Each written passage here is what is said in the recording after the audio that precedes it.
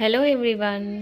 దుర్గా నవరాత్రులు మొదలైనవి కాబట్టి అమ్మవారిని మా ఇంటి దగ్గరలో ఉన్న కొందరు స్వాములు మండపం వేసి మంచిగా అమ్మవారికి పూజలు చేస్తూ ఉన్నారు.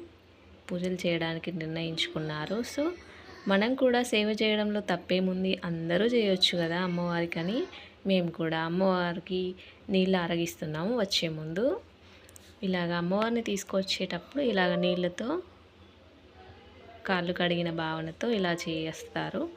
చూడండి, దుర్గా అమ్మవారు చల్లని తల్లి. భక్తి శ్రద్ధలతో అమ్మవారిని పూజిస్తే మనకు ఏది కోరుకున్నా అది నిర్విఘ్నంగా జరుగుతుందన్నమాట.